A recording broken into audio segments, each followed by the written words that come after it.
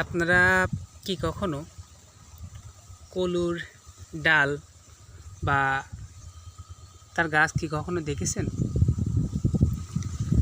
এই যে আমার হাতে যে ফলটি দেখতে পাচ্ছেন, এটা হচ্ছে কলুই ফল বা কলুই গাছ।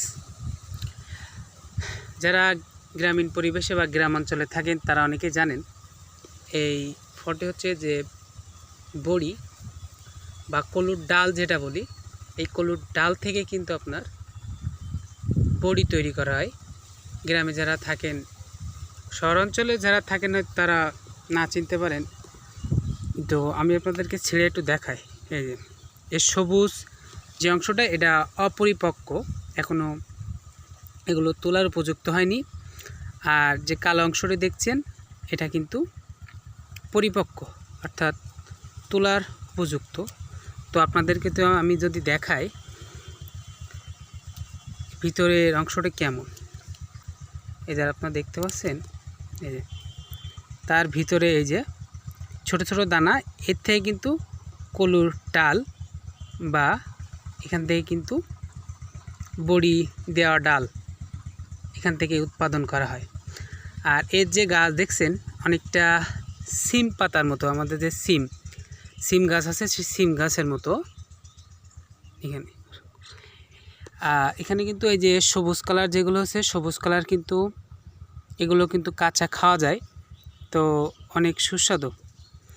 এগুলো মূলত এই যে কালো কালার বা এগুলো পরিপক্ক হলে এগুলো সংগ্রহ করা যায়।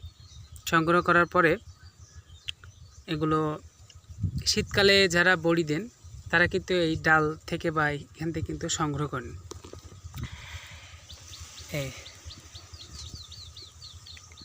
আর এই কলুর ডালের সাথে কিন্তু যে চাল কুমড়া বা সাদা কুমড়া, সেটা মিক্স করে কিন্তু গ্রামে যে বড়ি আপনারা তরি তরকারিতে, শীতকালীন সবজিতে রান্না করে খেয়ে থাকেন, অনেক সুস্বাদু এবং মজাদার হয় এই কলুর ডাল বা কলুর বড়ি।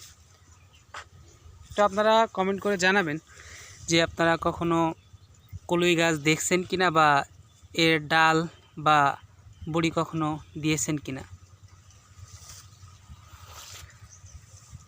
তো কলুর ডালের সাথে অনেকে পরিচিত না, তো এর নামও হয়তো অনেকে কেউ শুনি নাই যে কলুর ডাল কেমন।